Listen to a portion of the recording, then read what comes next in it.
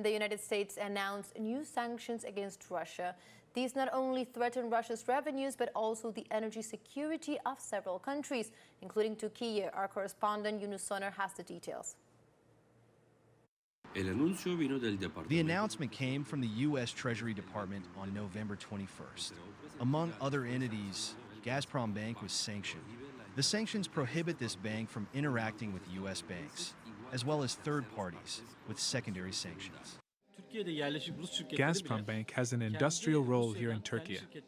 The Russian companies established in Türkiye had problems transferring capital from their country to Türkiye, just like with the transfer of dividends to Russia.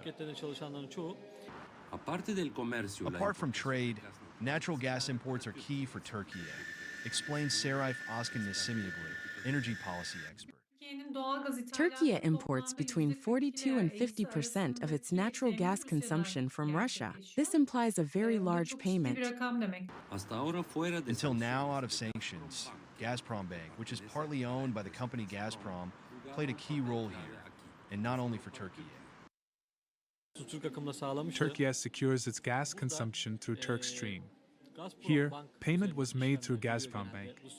Russia receives its payment through this entity. The TurkStream connection transports gas not only to Türkiye, but from here to several European countries, including Serbia, Hungary, Italy, and Austria. Nesimioglu says the decision, which will come into force on December 20th, is generating reactions.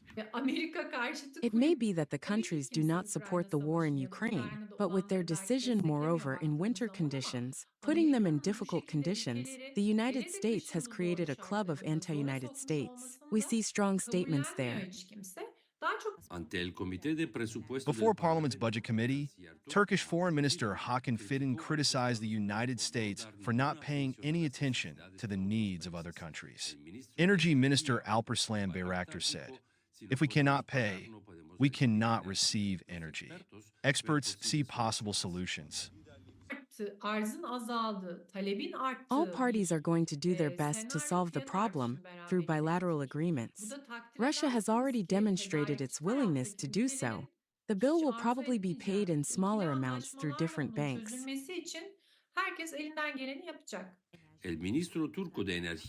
The Turkish minister demanded an exemption from sanctions from the United States, as was the case with gas imports from Iran.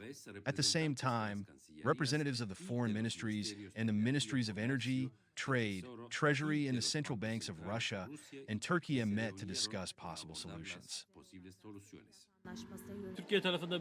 A common bank can be established, and more use can be made of national currencies. Open accounts or barter can also be used. In the end, Türkiye buys a lot of gas and oil from Russia, but also exports diesel and refined oil to that country. In perspective, the expert says that this situation has once again underlined the importance of working on alternative payment systems to the West, as was discussed at the last BRICS summit. Yunus Soner, teleSUR, İstanbul, Türkiye.